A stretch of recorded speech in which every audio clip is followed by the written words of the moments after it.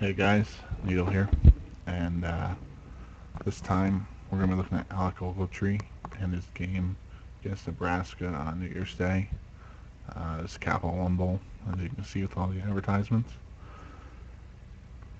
We're going to be looking at the second half, just some stuff on Ogletree's middle linebacker here. He's number 9. He'll probably, I believe, be moved to will linebacker. Um, in the NFL. He probably has a much better future there than at middle. And also with Ogletree, he's 6'2", I believe about 240 pounds. Um, so seeing a good size player, same weight as Arthur Brown we watched yesterday, but 2 inches taller. So this game right here is an interesting game to watch as Nebraska obviously run heavy team. We see them in the inverted wishbone to start off the second half. So let's just get right into it. Ogletree closes very well. We see that a number of times on this film. He has the ability to undercut blocks. He gets good angles underneath his offensive lineman. Um, there he actually uses his hands a little bit and engages the tight end. This ends up being a problem for him a lot, and he gets cut a lot by offensive linemen. Um, Actually, in this play, he gets beaten on a pass route. If you watch him, he gets fooled on a play action, and the tight end, I don't know if he actually really sees him. I think he sees him fall, but he stands near him, but he doesn't react to him, and just lucky with the drop. See that there's a little bit of issue with him engaging offensive linemen. He doesn't do it very well, which is why I think at middle linebacker he could struggle mightily. But he could. That's a poor play too. Just caught not paying attention. I'm not entirely sure. What does he see here? All right, he's kind of caught in no man's land with the pass route. He's on a tight end. Okay, I'll give him a pass there.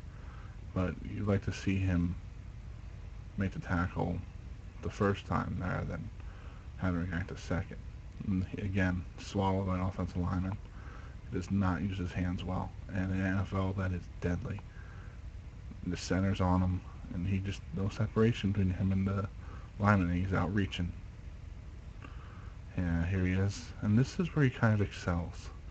When he has the ability to kind of read the play and come in his downhill angle. He gets kind of lit up here in the end zone, which is due to confusion likely, but 2 yards from offensive line is not a good spot for a linebacker, so I'm not going to hold that against him.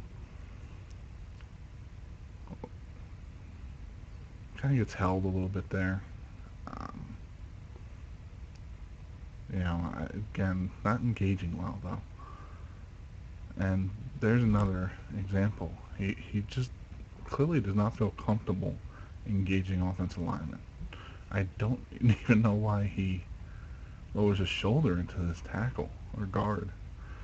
I feel like he'd want to undercut there. He has shown to be a fairly sure tackler. I don't see him miss any tackles. I see him, miss on a bad angle. There again, not the best form or technique, but gets the guy down. So we see him make 3 straight tackles here. And actually in this play he causes a fumble. Looks like he's not in great position to make the tackle. He kind of accidentally forces a fumble. The guy, I believe, Abdullah is, I don't know what they call it here actually, if he's down or not, but Ogletree isn't the best position to make the tackle, but one way or another he does, and he enforces the fumble. Another tackle.